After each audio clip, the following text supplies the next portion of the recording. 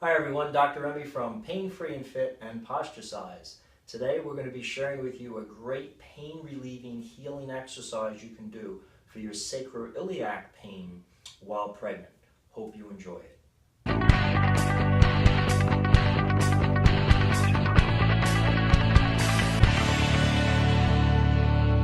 So the hip shift maneuver is the exercise that's going to help to rebalance the muscular forces across our pelvis and lower back and relieve pain and stress on the sacroiliac joint. It's based on knowing which one of your legs likes to turn out more. There's many postural changes that happen during pregnancy, including sway back posture, where we hold our hips forward, our buttocks weaken, our low back muscles tighten. We have a tendency to sit or stand or climb stairs with one hip moving up more than another, called hip hiking. And we also have a tendency to rotate our feet outwards as we're standing and walking, because it becomes more difficult as we're growing in our lower abdomen to move that leg forward. Unfortunately, these actually cause stress on the sacroiliac joint, and some of that stress can be decreased, many times significantly, by doing this hip shift maneuver. Let's start by figuring out which leg likes to turn out more. If you sit with your feet straight out and just let them fall out to the side, you're going to notice one side likes to move out more than another, and if you rotate them inwards, one side is going to have difficulty turning in more than another. In this case, my left side's having difficulty turning in, and it likes to turn out greater. That's the side that I externally rotate more or toe out more when I stand and walk. It'll usually also be the side that I like to cross in front of the other leg when I'm sitting. So, to decrease the stress on either the right or the left sacroiliac joint, it's still going to be pertaining to what we're doing with that one leg that turns out more. It's all designed around that one hip external rotation, because that hip has a tendency to then move the entire pelvis upward and hip hike on that side. The buttock's going to be weaker on that side. The lower back muscles are going to be tighter on that side. The abdominals will be weaker, and the pelvis will have a tendency to turn away, creating a torsion in the fascia and the muscles from our abdomen right across to our lower back muscles and sacroiliac joint. So once you determine if you're either a left or right-sided dominant person who turns the leg out more, we're then going to lie on our side with that side down. So in this case, we're going to turn my left side down. From the front view, what you're going to notice is that I'm going to take my top leg and I'm going to bring it forward and lean it down. Now in this case, let's say I'm in bed, I have a support holding my knee there.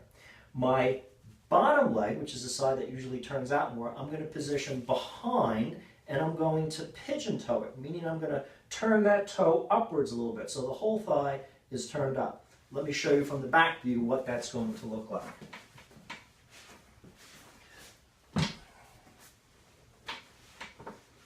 So my bottom leg is going to be behind, and I'm going to toe up. From this angle, I'm going to push my bottom leg long, creating my hip bone to move downwards towards my foot, away from my rib cage, and I'm going to tuck my tailbone under. So my entire pelvis is going to turn a little bit. Pubic bone up using the abdominal muscles, tailbone under.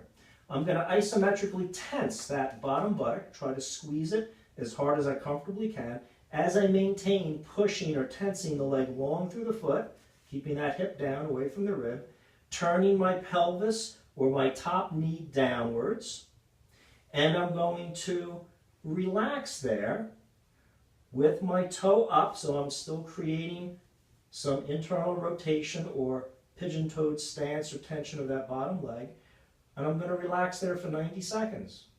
Once the 90 seconds is finished, I'm going to slowly relax my tensions and slowly bring my legs together. And I can relax there with a pillow between my knees for a minute or two, and then I'm going to slowly come up out of that position. And many times your sacroiliac pain will feel better because you're balancing the muscular forces by contracting the weak muscles and simultaneously stretching the tight muscles. We reset the muscle spindle, which is the inside receptor of all of our skeletal muscles, which determines tension.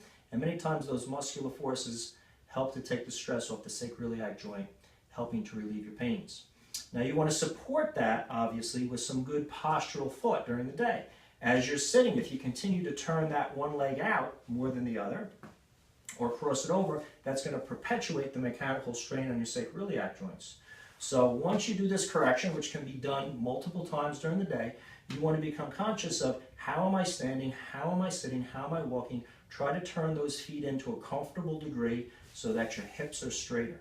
We also have some supportive exercises on our website, painfreeandfit.com, that you can learn about to strengthen the hip and the lower back muscles to bring you more back into a mechanical state of balance. If you like this video and would like to help me share it with some other pregnant women to help with their sacroiliac pain, give me a thumbs up below. Please leave your questions or comments and I'll try to get back to you. And I hope this technique helps with your sacroiliac pain.